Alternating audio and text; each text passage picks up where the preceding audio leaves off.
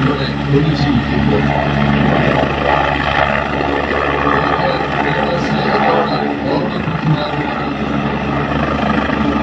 ഇവിടെ ശരിക്കും എന്താണോ ഏത് സന്ദേശമാണോ ഇവിടെ ഈ അന്തരീക്ഷത്തിൽ അലയടിക്കേണ്ടത്, അതായത് മതാതീതമായ മതദർശനം നമുക്ക് സംജാതമാക്കണം.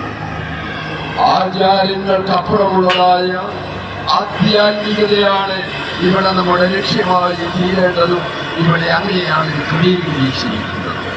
ഈ സമയത്ത് എല്ലാ പ്രിയപ്പെട്ടവരും ഞങ്ങൾ കോട്ടയത്തിൽ നിന്ന് ചിങ്ങവനത്തിൽ നിന്ന് കടന്നു വരുമ്പോൾ ഞാനായ സൂര്യാൻസയുടെ പ്രതിനിധി എന്നുള്ള നിലയിൽ എന്നെ ഇതിന്റെ ഭാരവാഹികൾ ക്ഷണിക്കുമ്പോൾ അവർ എന്നോട് പറഞ്ഞ കാര്യങ്ങൾ ഉൾക്കൊണ്ടുകൊണ്ട് ആ ചിന്തയിൽ കൊണ്ടുകൊണ്ട് പറയട്ടെ, അഹിംസയുടെയും സത്യത്തിന്റെയും സാമുദായിക ഐക്യത്തിന്റെയും കാലാതീതമായ ആദർശങ്ങളിലെ ഈ കൂടിവരവിന്റെ അടിത്തറ എന്നുള്ളത് ഞാൻ ചിന്തിക്കുകയായിരുന്നു.